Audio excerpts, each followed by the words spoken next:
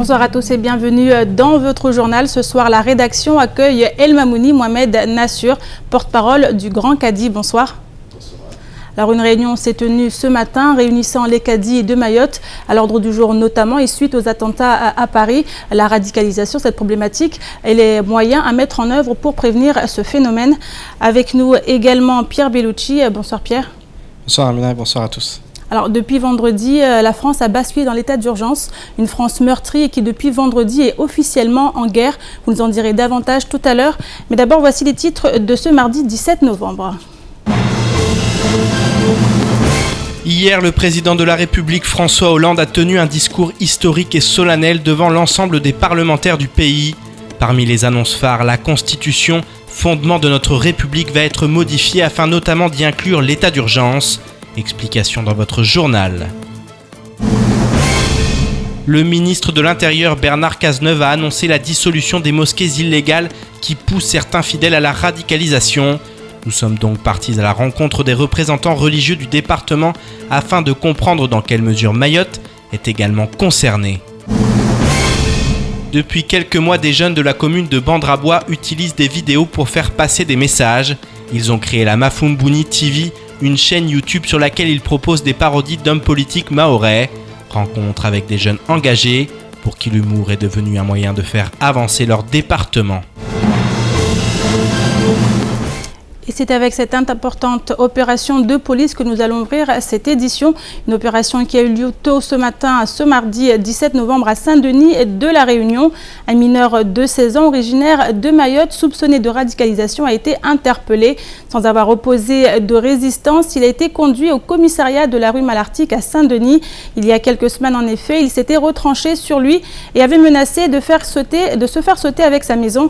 Il avait alors été maîtrisé par les forces de l'ordre puis remis en liberté. Il était sous surveillance depuis avant d'être arrêté ce mardi matin. Nous vous donnerons davantage de précisions dans nos éditions à venir. Et hier après-midi, le président de la République, François Hollande, a rassemblé l'ensemble des parlementaires en congrès à Versailles. Un moment historique et un discours qui fera date tant les mesures annoncées sont exceptionnelles. En effet, la Constitution va être modifiée afin d'y inclure l'état d'urgence. De nouveaux moyens vont être alloués à la sécurité. Une déchéance de nationalité sera appliquée pour les terroristes possédant une double nationalité. Des explications dans ce sujet signé Pierre Bellucci et Leslie Vimné. Le terrorisme ne détruira pas la République, car c'est la République qui le détruira. C'est avec ces mots que François Hollande a conclu son discours tenu hier devant le Congrès à Versailles. Un moment historique et solennel qui a rassemblé l'ensemble des parlementaires du pays. En effet, en France, le président de la République ne peut prendre la parole au Parlement. Pour s'adresser aux parlementaires, il doit donc convoquer les élus en congrès à Versailles, comme nous l'explique l'ancien député Mansour Kamardine. On change un élément, un article, une disposition de la Constitution. C'est-à-dire c'est un acte quand même important puisque la Constitution est le socle de nos institutions, donc il faut le faire avec une certaine solennité. Et cette solennité qui justifie d'abord qu'on aille à Versailles, il y a tout un symbolique qu'effectivement la République a pris le droit de citer là où il y avait le pouvoir royal pour montrer que la République est là en quelque sorte. Et puis bon, effectivement pour dire que une réforme constitutionnelle, on ne la fait pas tous les 4 matins et quand on l'a fait, il faut une certaine solennité. Parmi les moments phares du discours, la question de l'état d'urgence et de la réforme de la Constitution a été longuement abordée. En effet, l'état d'urgence est une parenthèse à l'état de droit. Un important chantier législatif doit donc être immédiatement mené par les parlementaires afin d'adapter ce dispositif à notre Constitution. En effet, François Hollande a annoncé la prolongation de l'état d'urgence durant les 3 prochains mois. Autre annonce importante, la déchéance de nationalité pour tous ceux possédant une double nationalité et impliqués de près ou de loin dans des actes terroristes. Nous devons pouvoir déchoir de sa nationalité française un individu condamné pour une atteinte aux intérêts fondamentaux de la nation ou un acte terroriste, même s'il est né français. Je dis bien même s'il est né français. Dès lors qu'il bénéficie d'une autre nationalité. De même, nous devons pouvoir interdire à un binational de revenir sur notre territoire s'il présente un risque terroriste, sauf à ce qu'ils se soumettent, comme le font d'ailleurs nos amis britanniques, à un dispositif de contrôle draconien.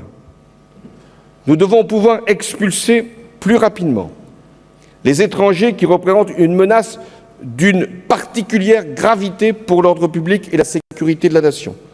Mais nous devons le faire dans le respect de nos engagements internationaux. En ce qui concerne la sécurité, d'ici 2 ans, 5000 emplois de policiers et de gendarmes seront créés pour porter à 10 000 les créations d'emplois liées à la sécurité sur l'ensemble du quinquennat. Elles s'accompagneront de matériel et des moyens nécessaires à l'accomplissement des missions. Le ministère de la Justice bénéficiera de 2500 postes supplémentaires, tandis que 1000 postes seront offerts à l'administration des douanes. Quant aux armées, aucune diminution d'effectifs ne sera ordonnée jusqu'en 2019. Le président a ainsi expliqué que le pacte de sécurité l'emporterait sur le pacte de stabilité. D'abord, les services d'enquête et les magistrats antiterroristes doivent pouvoir recourir, dans le cadre de la procédure judiciaire, à tout l'éventail des techniques de renseignement qu'offrent les nouvelles technologies et dont l'utilisation est autorisée dans un cadre administratif par la nouvelle loi sur le renseignement. La procédure pénale doit également prendre en compte de la manière la plus étroite possible la spécificité de la menace terroriste. Ensuite, les magistrats doivent avoir plus largement accès aux moyens d'enquête les plus sophistiqués pour lutter notamment contre les trafics d'armes, car ce sont avec les armes du banditisme que les actes terroristes sont commis. Les peines seront significativement alourdies. Enfin, face à la violence du terrorisme, la question de la légitime défense des policiers, des conditions dans lesquelles ils peuvent faire usage de leurs armes, devra être traitée, toujours dans le cadre de l'état de droit. Un discours qui fera date et qui réaffirme qu'il y aura un avant et un après 13 novembre 2015. La France est aujourd'hui en guerre et il convient d'adapter notre démocratie à ce constat sans appel.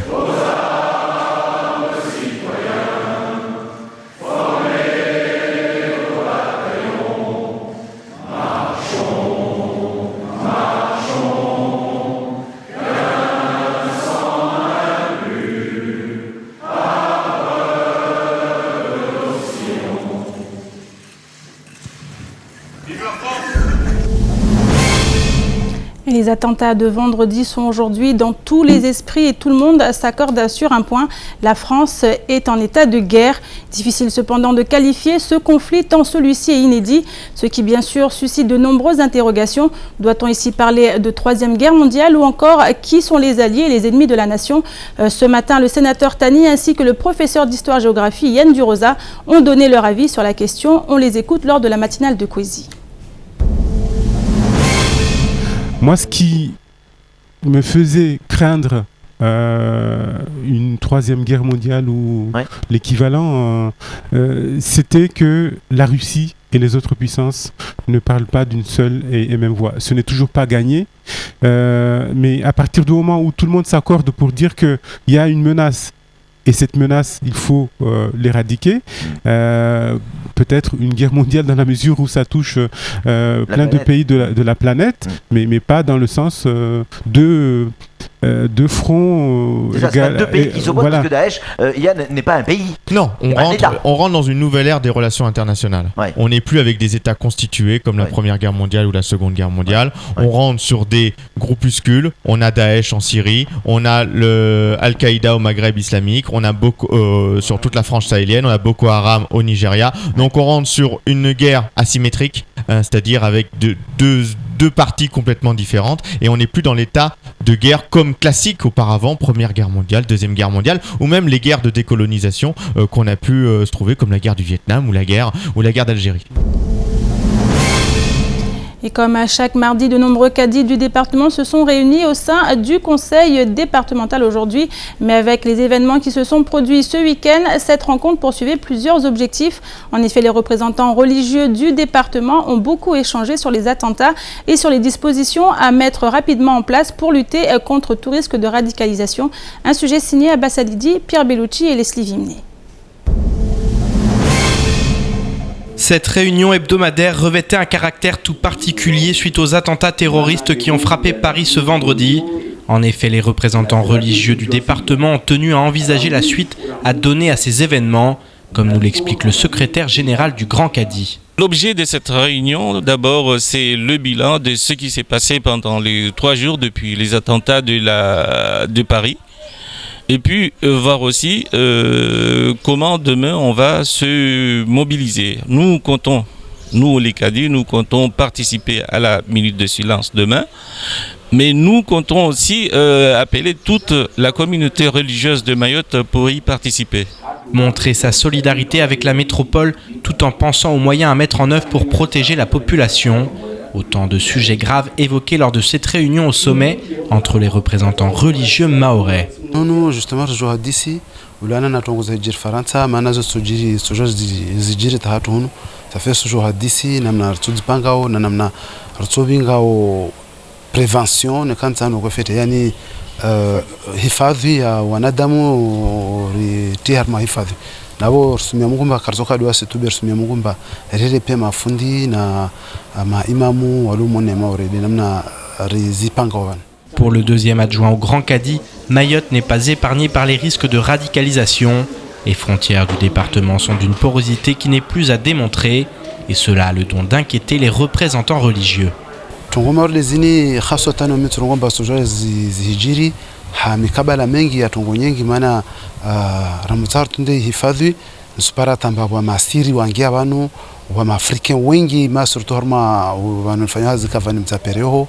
wana mayemeni wengi tena kwamba ni dwaja bano wao tuzo wange bano maana wao wange bano la shaka kwasa beka wadunga mvyo maana ma clandestin watuzo wabinge zombo zao wange bano warifanye tungo warifanye isa justement tena house par sara mwa mikiri yodi toko tena ra tuzo ifanao tusurongomba itoko maana be isufana maana mikiri pia ingia tambu yani uspara mikiri mengi ingia tambu.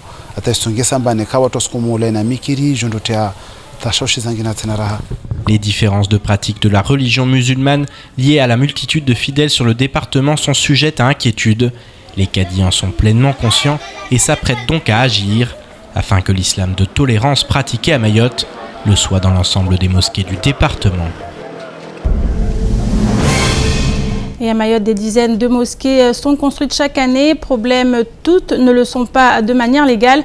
En effet, afin de prévenir la radicalisation des fidèles, la dissolution des mosquées illégales sera étudiée prochainement en Conseil des ministres. Nous sommes allés ce matin à la rencontre de responsables de mosquées à Mamoudzou qui, eux aussi, semblent inquiets des différentes idéologies religieuses transmises à Mayotte. Reportage Akil Essouf et Fred Souleymana. Selon les chiffres de l'ancienne équipe municipale, 39 mosquées sont déclarées à Mamoudzou, mais d'autres sont régulièrement construites de manière clandestine, souvent dans des zones isolées et fréquentées par une population issue de l'immigration clandestine, une situation qui inquiète certains responsables de mosquées du chef-lieu. En effet, beaucoup ont été confrontés à des conflits avec des pratiquants qui ne prieraient pas de la même manière que l'ensemble des fidèles mahorais.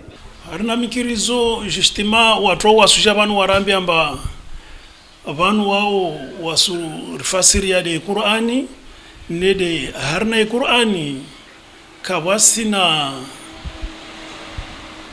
hadisi mane yo yirongolwa amba ifasiriwa taisherehiwa taishinderelewa hauzo tongo Qur'ani rirongo i Qur'ani watu waisoma waijodo watu wangiha zibabu wangiha safina wangiha zirobo watu wao watu wakaelewa i Qur'ani. Donc wanazunu wajauleo jompara so hambia mbabana zoza wabuzo na muzilateo na mumangalia mtule na mnafunga swala yahe kayastaki kayadunga nzia atestiomani wamangalia mtule na mnalimbalao amosujudu usumpara amba sujudu ne manki ziga na mtumi sallallahu alaihi wasallam arambia amba sujudu bi sabante Allah irim sujudu mtumi sallallahu alaihi wasallam haziga saba wabursu jopara amba twao wasu swali wala ziga saba zo kasatsimu. Des conflits que le gouvernement souhaite éviter en contrôlant l'ensemble de ces lieux de culte. Bernard Cazeneuve a annoncé ce dimanche que des mesures fortes seront prises, menant notamment à la dissolution des mosquées radicales et même à l'expulsion pure et simple de ceux qui prêchent la haine en France.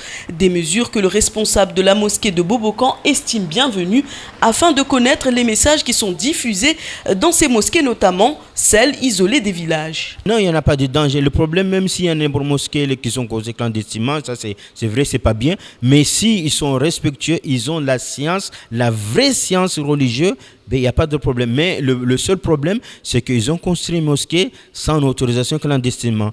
Ça maintenant, on a une loi, on a des pays, comment on dit, pays démocratie, pays où on doit respecter toutes les lois, respecter la charia. Et les gens là devaient être informés et d'être apprendre. Ici à Mayotte, en grosso modo, peut-être 50%, je dis, on refuse d'apprendre. Ce plan de lutte contre la radicalisation se veut ambitieux dans un pays où il existe 1200 lieux de culte destinés à l'islam pour moins de 200 mosquées déclarées. À Mayotte, où 95% de la population est musulmane, près de 250 mosquées sont réparties dans les 74 villages des 17 communes et parmi elles, certaines connaissent des dérives. Ce fut le cas à Mtsangamouji qui a vu l'un de ces lieux saints détruit par les villageois il y a quelques mois, mettant ainsi fin à des pratiques jugées radicales et ces destructions ne pourraient être qu'un début. Alors, Anne Mamoun, je me tourne vers vous. Donc, Anne Mamoun Mohamed Nassur, vous êtes le porte-parole du Grand Cadi. On l'a vu dans ce reportage, on parle de destruction de mosquées dans une partie de l'île. On parle aussi de ces mosquées qui ont été construites de manière illégale, de radicalisation. Est-ce que ce n'est pas une façon aussi pour les Mahorais de se rendre compte de l'importance de ce qui se passe en ce moment? La décision de détruire des mosquées qui sont jugées illégales et aussi porteuses de mauvaises influences dans la société, ce n'est pas quelque chose de nouveau dans l'islam, parce que déjà au temps du prophète Mohammed sallallahu alayhi wa sallam, alors qu'il se rendait à Médine et qu'il était invité dans une mosquée où il était préparé donc un complot. Et Allah lui-même a descendu en fait un ayat pour lui dire qu'il ne doit pas aller là-dedans parce que un lieu qui est une mosquée qui est organisée pour des complots, pour les dissensions dans une société, c'est pas un lieu qui est accepté par Dieu et il interdit, n'est-ce pas, les gens d'aller faire la prière dans cette mosquée-là. Donc ça, c'est le prophète Mohammed sallallahu alayhi wa sallam, donc en fait notre guide de l'islam, a déjà été confronté à ce problème-là. Aujourd'hui, la décision de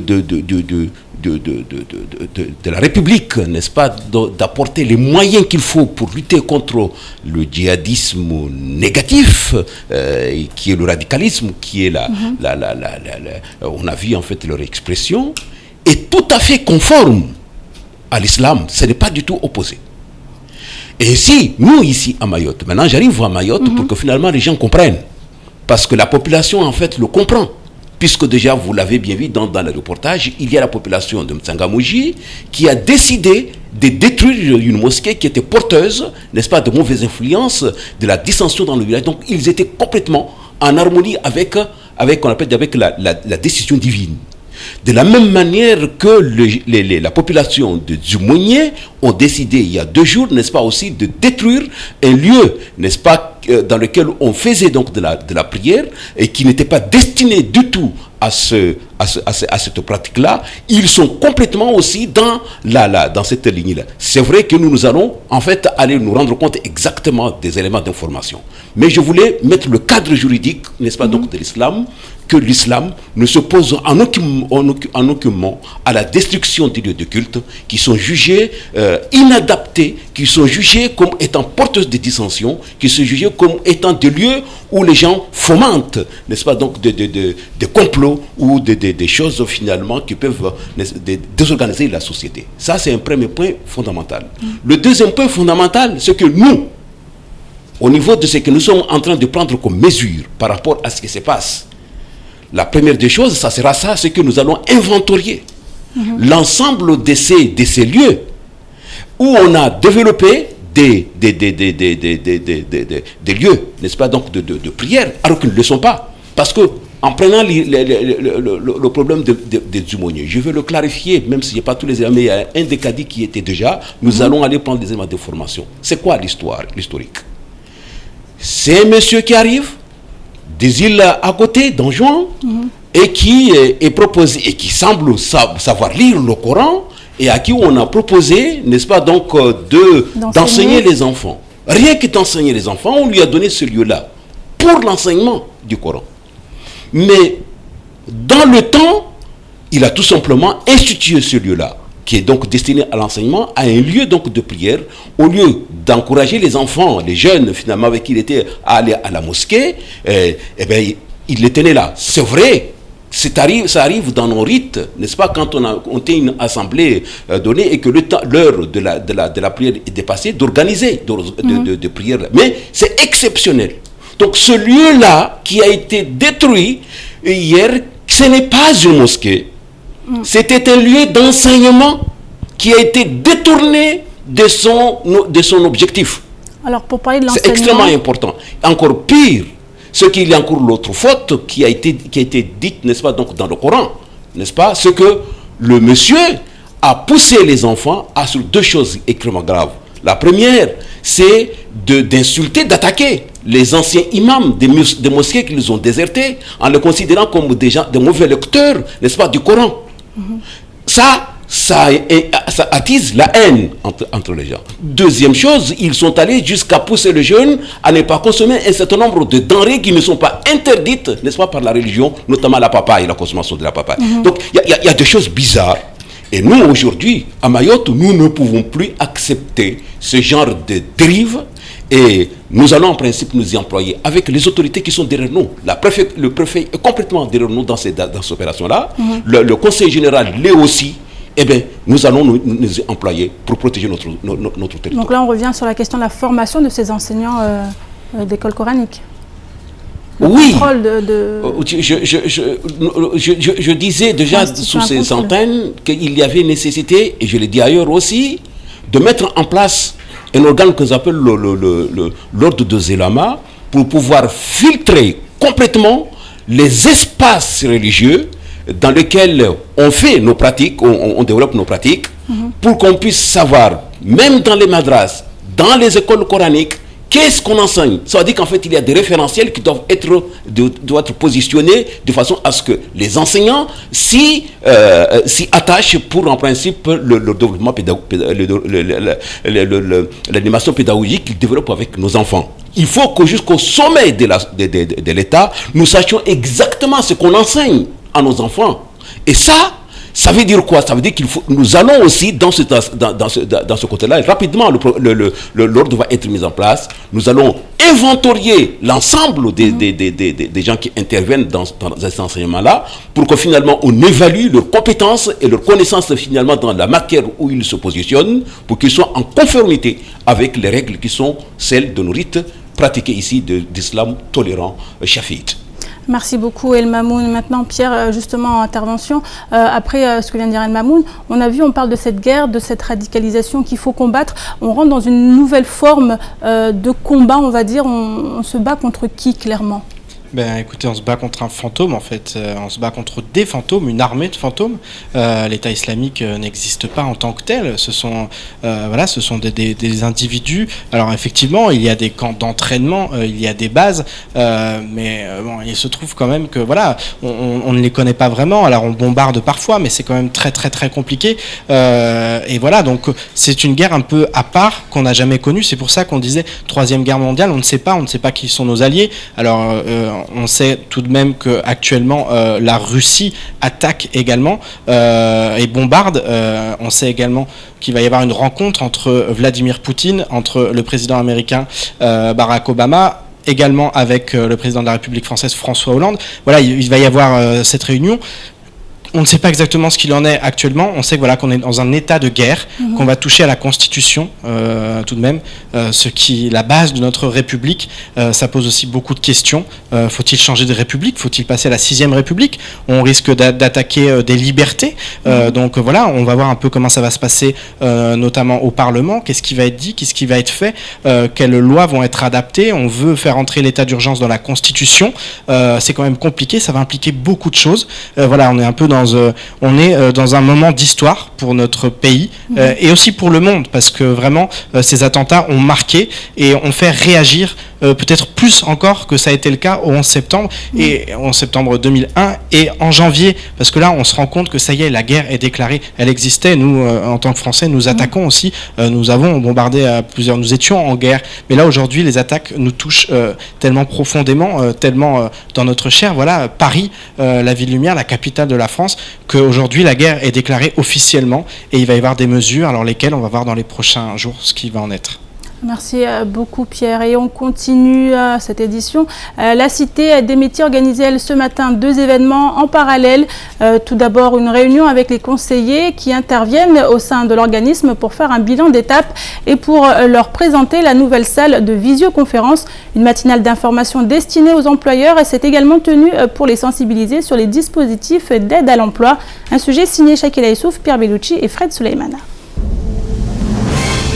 La matinée a une nouvelle fois été riche au sein de la Cité des métiers.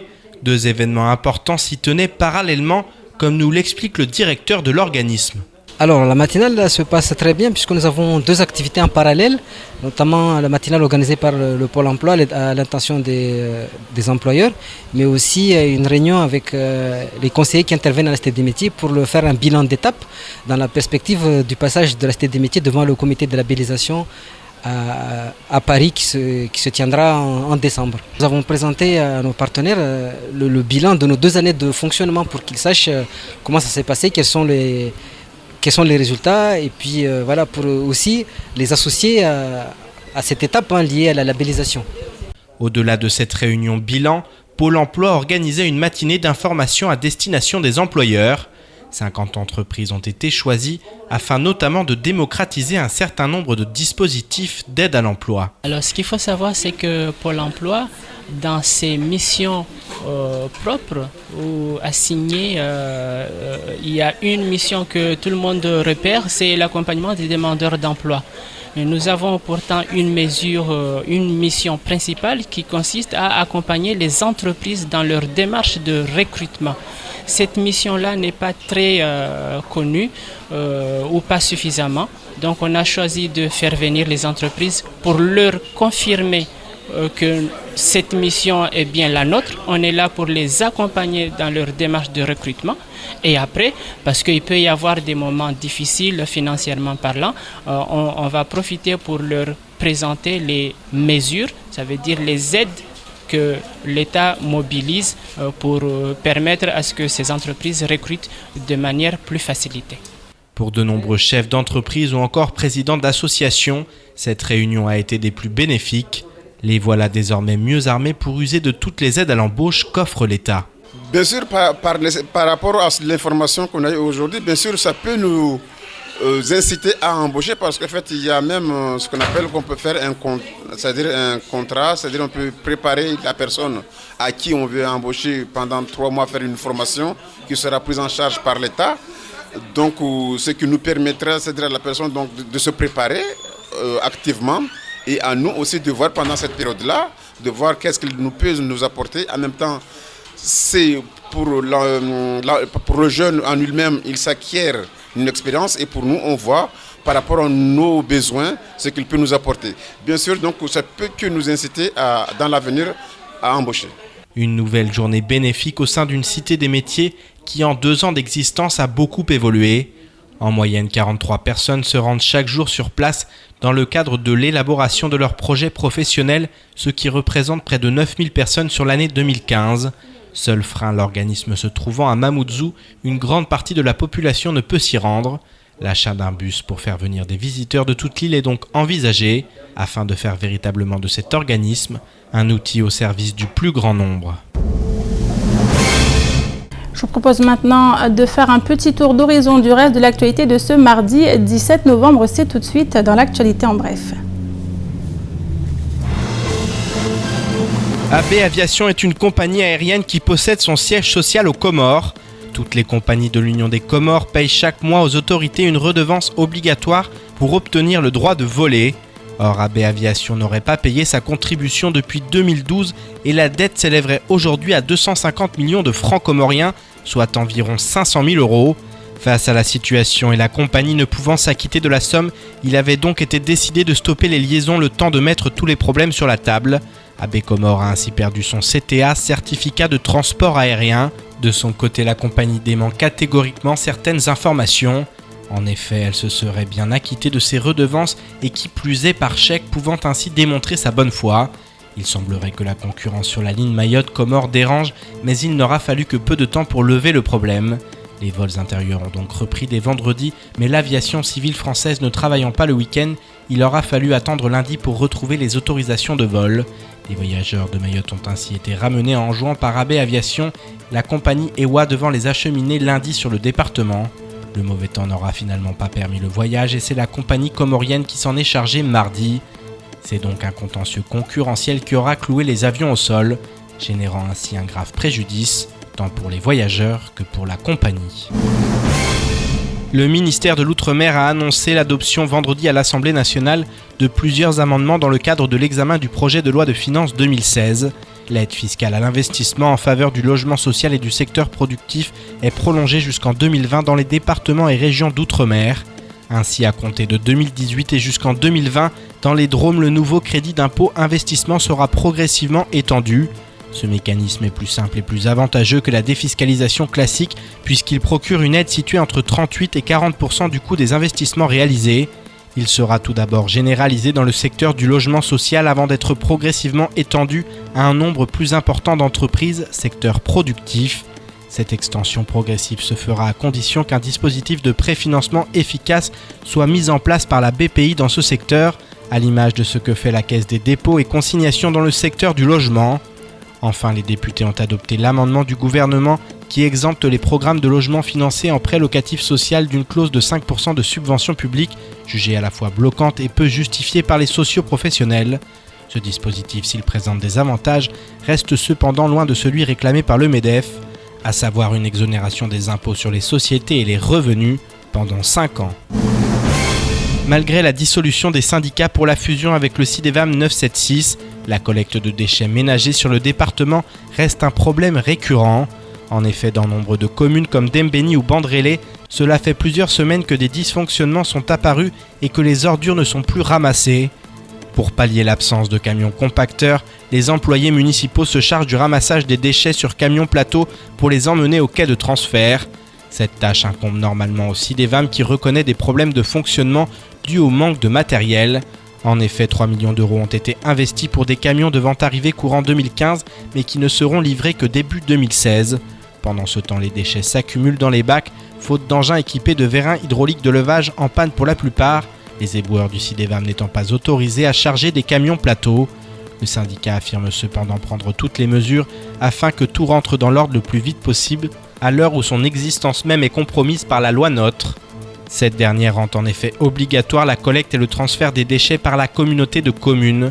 Petite Terre devra donc s'organiser et s'équiper pour mettre en place cette prestation ou la sous-traiter si bon lui semble. Le CIDEVAM pourrait alors conserver cette compétence, à condition bien sûr que le conseil départemental lui accorde sa confiance.